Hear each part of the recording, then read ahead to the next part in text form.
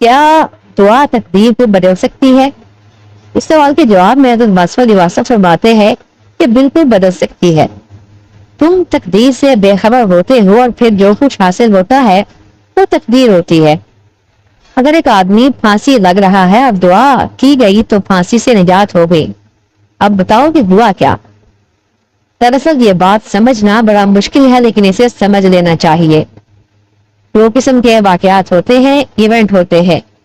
ایک واقعہ وہ ہے جو ہیپن ہو جائے، سرزد ہو جائے، یا دوسرا واقعہ وہ ہے جو ہیپن ہو سکتا تھا، اسے ان ہیپنڈ ایونٹ کہتے ہیں۔ مثلا آپ بس پہ جا رہے ہیں اور پھر سامنے سے ایک بس آ گئی، دونوں بسیں آمنے سامنے آ گئی لیکن ٹکر نہیں ہوئی، تو اندیشہ، خوف اور ہراس تھا لیکن کچھ نہیں ہوا۔ اب یہ جو ایونٹ بیان کر رہا ہے یہ وہ ایونٹ ہے جو نہیں ہوا۔ آپ ان ایونٹس کو نکال دے جو نہیں ہوئے۔ ایونٹ وہ جو ہو جائے، یعنی واقعہ وہ ہے جو ہو جائے، پھر دعا تقدیر کو نہیں بدلتی، اور وہ واقعہ جو ہونا تھا لیکن نہیں ہوا وہ دعا سے بدل جاتا ہے، کیونکہ وہ تو ہونا ہی تھا۔ ہونا تھا جو ہے یہ اندیشہ ہے، اور دعا جو ہے وہ اندیشے کو ٹالتی ہے۔ وہ اندیشہ ہے اور امکان ہے، اور جو ہو جائے وہ تقدیر ہے۔ لہذا دعا سے بھی تقدیر ہی بنتی ہے، ورنہ تو آپ کو دو تقدیریں ماننی پڑیں گی، یعنی دعا سے پہلے ایک تقدیر تھی اور دعا کے بعد ایک مقدر بنا، تو یہ دو تقدیریں ہو گئی، مگر دو تقدیریں ہوتی ہی نہیں ہیں، تقدیر ایک ہی ہوتی ہے۔ لہذا اللہ تعالیٰ نے جو مقدر لکھا ہوا ہے وہ چاہے دعا کے ساتھ ہے یا دعا کے بغیر ہے، وہ تو ہو کے ہی رہے گا۔ اس لیے ہو جانے والی چیز کو تقدیر کہو، اور جو ابھی ہوئی نہیں اس کو آپ جو مرضی کہہ لو۔ کہتے ہیں کہ ابھی بیٹا پیدا نہیں ہوا، دعا سے پیدا ہوگا۔ جو خدا کو نہیں مانتے ان کے ہاں بھی بیٹے پیدا ہوتے ہیں۔ دنیا میں تقریباً آدھے بیٹے اور آدھی بیٹیاں پیدا ہوتے جا رہے ہیں۔ اگر تمہارا بیٹا دعا سے پیدا ہوا ہے تو تمہیں مبارک ہو، مگر ساتھ گھر والے کے ہاں دعا کے بغیر بیٹا پیدا ہو گیا، آپ انہیں بھی مبارک دے دو۔ پیروں کا کام یہاں سے چلتا ہے، انہیں کہتے ہیں کہ دعا کرے کہ بیٹا ہو، وہ کہتے ہیں کہ بیٹا ہی پیدا ہوگا۔ پھر بیٹا پیدا ہو گیا اور وہ خوش ہو گئے کہ دعا سے بیٹا ہو گیا، اور جس کا بیٹا پیدا نہیں ہوتا وہ کہتا ہے کہ میں ہی بدقسمت ہوں، پیر صاحب تو پکے ہیں، دعا سے بیٹا دیتے ہیں۔ بیٹا بھی اللہ کی طرف سے اور بیٹی بھی اللہ کی طرف سے۔ دعا یہ کرنی چاہیے کہ یا اللہ تعالیٰ مجھے اپنی زندگی میں پرسکون سفر کی توفیق عطا فرما۔ تقدیر آپ کا چہرہ ہے، یہ بدلتا نہیں ہے۔ کسی نے آج تک دعا سے کسی انسان کی چار آنکھیں نہیں بنائی، لہذا آپ وہ دعا ہی نہیں کرتے کہ جو واقعہ ہو نہیں سکتا۔ کوئی یہ نہیں کہتا کہ یا رب العالمین ایک ایسا بیٹا پیدا کر جس کو پر لگے ہوئے ہوں اور وہ ہوا میں اڑے، یہ نہیں ہو سکتا، اور تم یہ دعا نہیں مانگو گے تو تم کبھی ایسی دعا نہیں مانگو گے کہ تمہارے خیال کے مطابق پوری ہو نہیں سکتی۔ نہ ہونے والی چیز آپ کے لاشعور کی بات ہے، آپ کی بے خبری کی بات ہے۔ آپ بے خبری کو دعا کے ذریعے تبدیل کرنا چاہتے ہیں، اور باخبر آدمی دعا کی بات نہیں کرتا، وہ اپنے اندیشوں کو دعا سے ٹالتا ہے۔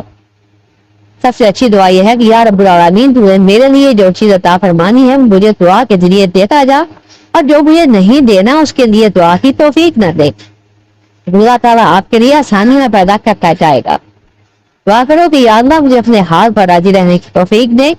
یہ توفیق دعا سے ملتی ہے، وہ بیٹا دے یا بیٹی دے دونوں ٹھیک ہے۔ کہتے ہیں کہ دعا کرو اللہ تعالیٰ ہمیں بادشاہ بنا دے۔ ڈاکٹر صاحب کے بارے میں کہتے ہیں کہ یہ شہباز قلندر رحمۃ اللہ علیہ کے ماننے والے تھے، ان پر بزرگوں کی نگاہ تھی اور انہوں نے بادشاہی بھی دے دی، لیکن جب انہیں جیل اور پھانسی ہو گئی تو پھر کیا کہا جائے؟ اگر پتہ چل جائے کہ تقدیر کیا ہوگی تو انسان دعا بھی نہیں کرے گا۔ عام طور پر کوشش کے ذریعے، دعا کے ذریعے اور لوگوں کی اصلاح کے ذریعے انسان اسی پاکٹ میں جاتا ہے جہاں اس کی سانس بند ہونی ہے، وہ اس بند گلی میں پہنچے گا۔ ایک آدمی بھاگا بھاگا حضرت سلیمان علیہ السلام کے پاس گیا کہ سرکار مجھے بچا لے۔ موت کا فرشتہ مجھے دیکھتا جا رہا ہے، ڈوبتا جا رہا ہے، مجھے کہیں دور بھیج دے۔ انہوں نے ہندوستان بھیج دیا۔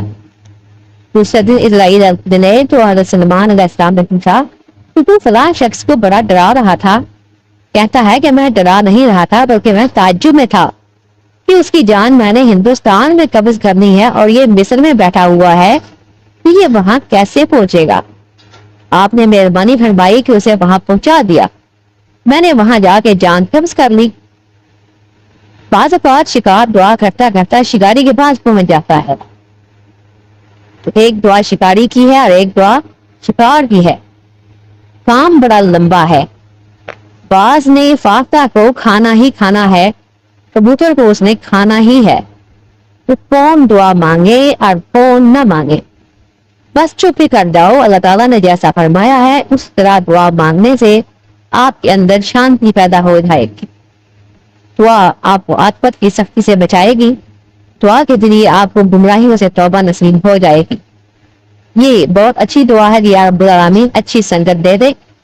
اگر اچھی سنگت مل گئی تو پھر دعا ہی دعا ہے۔ دو ہی کام کرنے ہیں کہ یہاں کی زندگی آرام سے گزر جائے اور یہاں سے رخصت اچھی ہو جائے۔ بس زندگی بھی پرسکون گزر جائے اور رخصت پرسکون ہو جائے۔ کلمہ پڑھ کے آپ خود ہی چلے جاؤ۔ جانے والے لمبی چوڑی دعا نہیں مانگتے، دعا سنت کی پیروی میں کیا کرو۔ یہ بتانے کے لیے کہ ہم اللہ کو پکار رہے ہیں اور اللہ ہم پر مہربانی فرمائے۔ تقدیر مقرر شدہ ہے۔ دعا اندیشے کو ٹالتی ہے، امکان درست کرتی ہے۔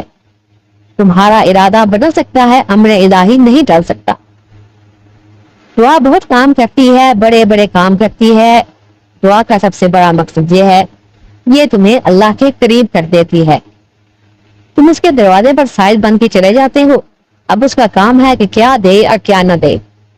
عام طور پر دعا مانگنے والا کچھ اور مانگنے جاتا ہے اور آگے کے واقعہ کچھ اور ہو جاتا ہے۔ ہوتا اسی طرح ہے، اگر وہ اللہ کی بارگاہ میں کسی دعا کے لیے چلا جائے، کسی آرزو کے لیے چلا جائے، وہ اللہ کو پکارے کسی دعا کے لیے، کسی آرزو کے لیے، اور پھر وہاں سے جواب آ جائے کہ کیا مانگتے ہو، تو وہ سوال بھول جائے گا کہ کیا مانگنا تھا اور کیا نہیں مانگنا تھا۔